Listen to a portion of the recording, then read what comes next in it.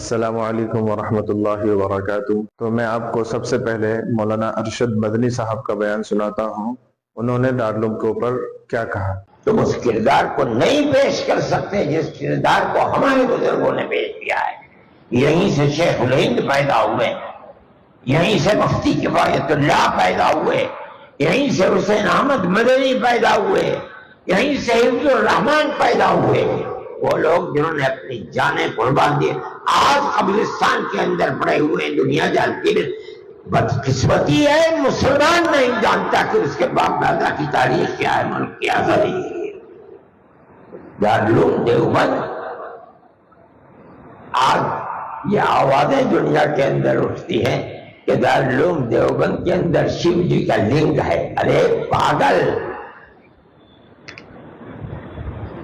عقل و خرد سے جنون مجنون۔ تم دارالعلوم کے بارے میں تمہارے اندر اگر تم نے ماں کا دودھ پیا ہے تو دارالعلوم کی اس تاریخ کو تو زندہ کر کے دکھاؤ۔ کیا ہے دارالعلوم؟ تم کیا جانو دارالعلوم کس چیز کا نام ہے؟ اگر دارالعلوم نہ ہوتا تو ملک کی آزادی کے اندر روڑے پڑ جاتے۔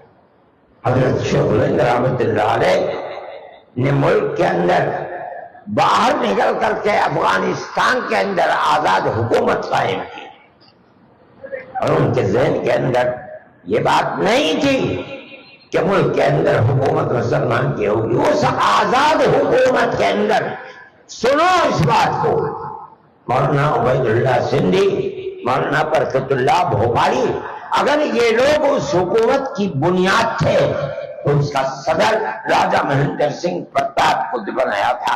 اس کا مطلب یہ ہے کہ وہ ملک کے اندر مسلم حکومت نہیں بنانا چاہتے تھے، ملک کے اندر ملک کے بسنے والے ہندو اور مسلمانوں کی ملی جلی حکومت بنانا چاہتے تھے۔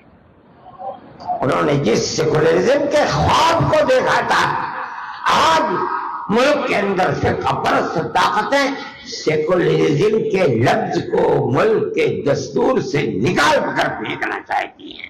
ہمارے اکابر نے ملک کے اندر سیکولرزم کا تصور دیا ہے۔ کون مائیکل آل ہے جو اس تاریخ کا مقابلہ کر لے یا اس کو ڈھکیل لے؟